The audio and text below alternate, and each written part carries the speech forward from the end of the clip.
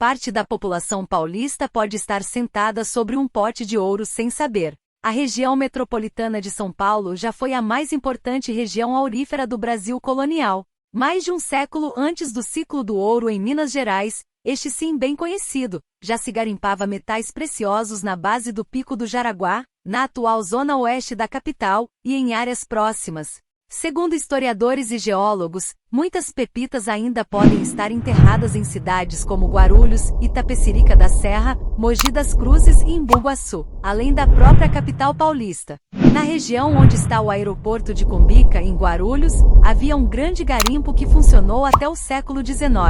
Em Iguape, no sul do estado de São Paulo, a atividade mineradora era tão grande que no século XVI, havia uma casa de fundição nos mesmos moldes da instalada tempos depois em Ouro Preto, durante o ciclo do ouro em Minas Gerais, no século XVIII. A mineração do ouro no Brasil começou em São Paulo, e não em Minas Gerais, como acreditam muitas pessoas, explica o arquiteto Nestor Goulart Reis, professor titular da Faculdade de Arquitetura da Universidade de São Paulo, FAUSP, e um dos mais respeitados especialistas em história do urbanismo do país. Autor do livro As Minas de Ouro e a Formação das Capitanias do Sul, Goulart Reis fez um levantamento de mais de 150 minas de ouro descobertas a partir de meados do século XVI e localizadas entre São Paulo e o norte de Santa Catarina. Exploração de mão de obra. Algumas jazidas, como a de Embu-Guaçu, pertenciam aos padres jesuítas que, assim como outros mineradores portugueses e brasileiros da época, contratavam índios para explorá-las em troca de objetos como facas, anzóis, machados, utensílios domésticos e outros materiais úteis às tribos. Essa história de que os índios eram apenas escravos não é verdadeira. Eles ganhavam para trabalhar, que destaca a participação paulista na produção do minério. Entre 1600 e 1820, foram produzidas na província de São Paulo um total de 4.650 arrobas de ouro. Os números referem-se apenas ao minério registrado pela coroa portuguesa para cobrança de impostos, o quinto. É pouco quando comparada à produção de ouro em Minas Gerais durante o ciclo do ouro, 35.687 arrobas, entre 1700 e 1820.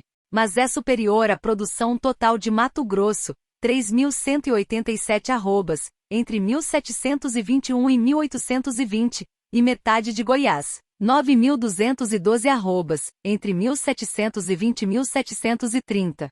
Se os paulistas não ganham em quantidade, podem se orgulhar do pioneirismo.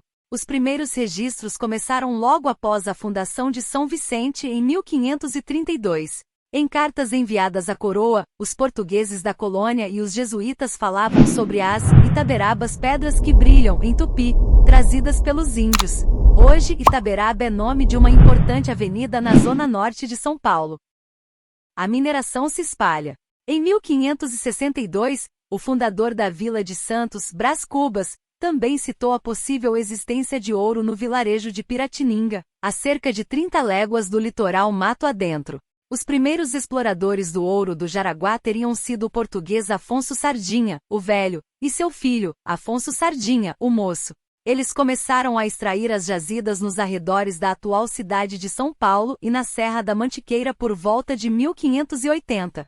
É possível que a própria fundação de São Vicente esteja relacionada com indícios da existência de minas de ouro. Esses indícios teriam sido revelados pelos índios que desciam do Planalto ao litoral, diz o pesquisador em geologia Carlos Cornejo, um dos autores do livro Minerais e Pedras Preciosas do Brasil, um calhamaço de mais de 700 páginas sobre mineração no Brasil desde os primórdios da colonização.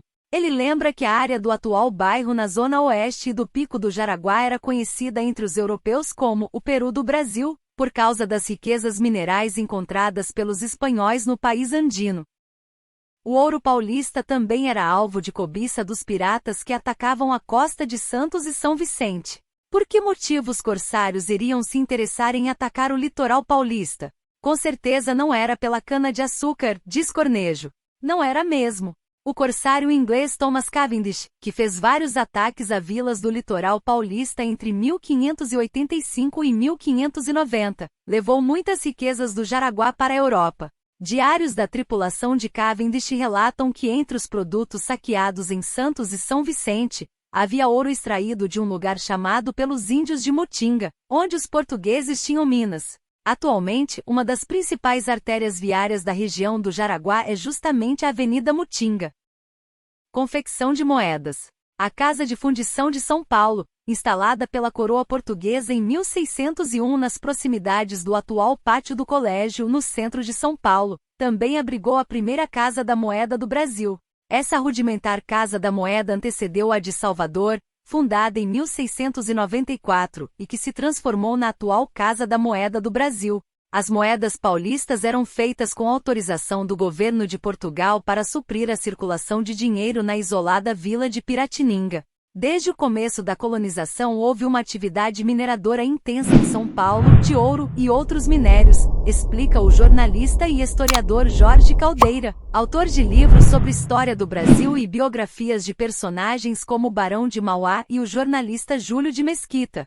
Em seu livro O Banqueiro do Sertão, Caldeira conta a trajetória do padre Guilherme Pompeu de Almeida, de 1656 a 1713, um religioso que virou grande capitalista e fazia negócios com os mineradores índios da época em que viveu.